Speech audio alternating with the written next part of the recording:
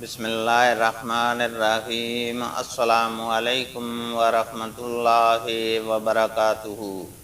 حدیث نبوی صلی اللہ علیہ وسلم ہے، ہم سے عبداللہ بن یوسف نے بیان کیا، کہا کہ ہم کو امام مالک نے خبر دی، انہیں ابن شہاب نے اور ان سے سالم نے بیان کیا کہ عبد الملک بن مروان نے حجاج بن یوسف کو لکھا کہ حج کے احکام میں عبداللہ بن عمر رضی اللہ تعالی عنہما کے خلاف نہ کرے۔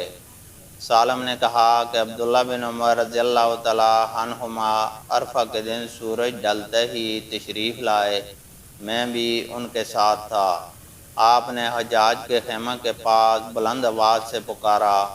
حجاج باہر نکلا، اس کے بدن میں ایک قسم میں رنگی ہوئی چادر تھی۔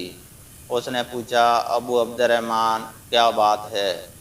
آپ نے فرمایا، اگر سنت کے مطابق عمل چاہتے ہو تو جلدی اٹھ کر چل کھڑے ہو جاؤ۔ اس نے کہا، کیا اسی وقت؟ عبداللہ نے فرمایا کہ ہاں اسی وقت۔ حجاج نے کہا، پھر تھوڑی سی مہلت دیجئے کہ میں اپنے سر پر پانی ڈال لوں، یعنی غسل کر لوں، پھر نکلتا ہوں۔ اس کے بعد عبداللہ بن عمر رضی اللہ تعالی عنہما سواری سے اتر گئے، اور جب حجاج باہر آیا تو میرے اور والد ابن عمر کے درمیان چلنے لگا۔ میں نے کہا، اگر سنت پر عمل کا ارادہ ہے تو خطبہ میں اختصار اور وقوف عرفات میں جلدی کرنا۔